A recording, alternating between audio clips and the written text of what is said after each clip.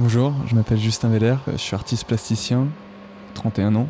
J'ai fait les Beaux-Arts de Nantes pendant 5 ans en master et puis j'ai fait 2 ans aux Beaux-Arts de Paris.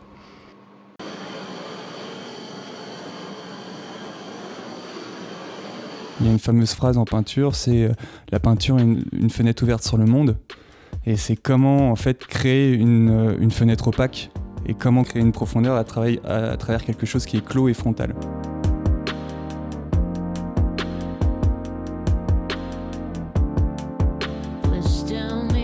Quand je me balade dans des villes, par exemple à Nantes, il y a une chose qui m'intéresse, c'est toutes les vitrines de magasins mais qui sont en transition. J'ai un peu tout mon sujet dans ces vitrines-là, donc généralement elles sont fermées des fois la nuit par des rideaux de fer. Après je me suis retrouvé à Chypre et en fait ces vitrines de magasins étaient vides. Avec la crise grecque, beaucoup de magasins étaient vides, mais naturellement c'était pas des rideaux de fer, c'était des stores qui étaient derrière le verre.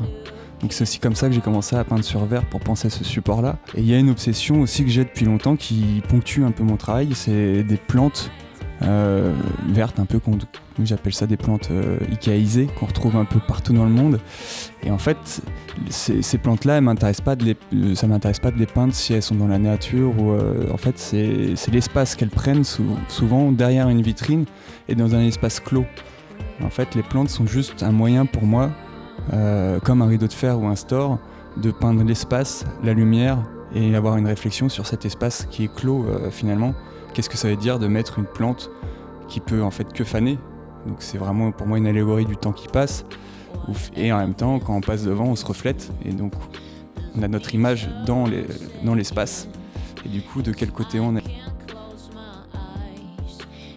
J'arrive sur cette série-là de Dédale. C'est 2 ans de travail sur ce motif de store, de rideau de fer, où je les ai traités avec de la matière, où c'est assez gestuel. Après, je les ai traités dans des sculptures dans l'espace public. Après, je les ai traités de manière très très minimale, où c'était juste une manière de structurer la lumière.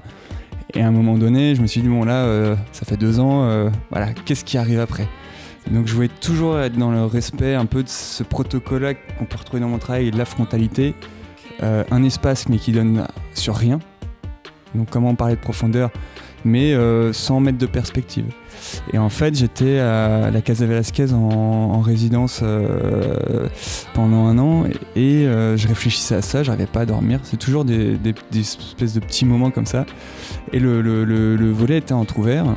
Et d'habitude, en fait, moi ça m'intéressait énormément, on voit les persiennes qui se projettent. Et là on voyait pas du tout ça, on voyait la forme qu'on voit là derrière, cette fameuse ouverture. Et que je me suis dit tiens ça c'est intéressant. Et du coup en fait j'ai repris cette forme, je lui ai mis des lignes de perspective, mais en fait c'est des lignes de perspective qui amènent sur rien. Et en fait c'est là d'où ressort la lumière, mais la lumière elle n'est pas peinte.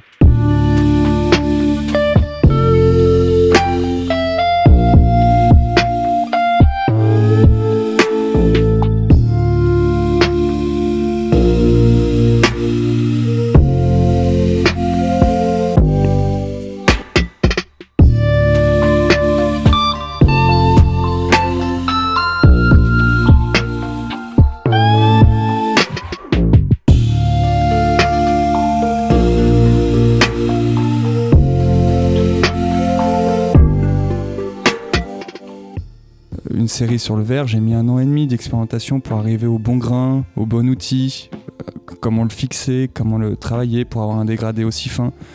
Là c'est pas des très grands formats mais j'en ai fait de 2,60 m, donc pour avec un tout petit outil avoir un dégradé quasiment parfait, c'est tout un geste technique de peinture qui fait que j'apprenne ou que j'invente.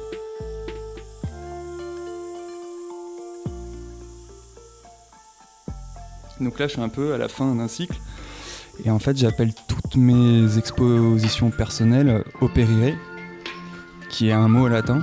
Pour moi à chaque fois c'est un nouveau chapitre parce que je parle de la même chose, même si formellement les expos n'ont rien à voir. Et operire c'est un mot en latin qui signifie couvrir, recouvrir, cacher, dissimuler. Et du coup là c'est là l'expo chez Mélanie Rio, ça va être le 8e opus, on peut dire ça, ou 8e chapitre. Et puis après, je sais pas s'il y en aura d'autres. En tout cas, peut-être qu'il faudra que je trouve un nouveau nom, un nouveau cycle. Voilà, donc c'est assez émouvant et assez flippant de redémarrer quelque chose, quoi.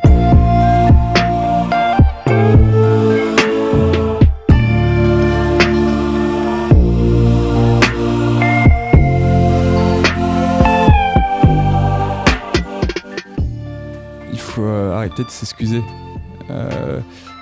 Quand tu vas voir un concert de musique, tu connais pas forcément quelque chose, mais tu te laisses aller à l'émotion ou à un texte. Et en fait, en art contemporain, il y a plein de codes, effectivement, mais il faut vraiment se défaire de cette quête de sens. Moi, par exemple, il y a énormément de sens, je suis assez construit, assez conceptuel, mais dans mon travail, il y a une partie qui sont propres à l'émotion et qu'on n'a pas du tout besoin de tout comprendre pour avoir de l'émotion. Et en fait, il faut vraiment se décharger de tout ça. J'ai fait 8 ans d'études et il y a plein de choses où quand je vais dans les musées, c'est pas du tout des choses qui me parlent. Après, je comprends un peu mieux peut-être là où l'artiste voulait en venir ou tout ça, mais ce que je veux dire, quand tu vas au musée, t'es ému par une pièce ou deux, bah c'est déjà gagné en fait.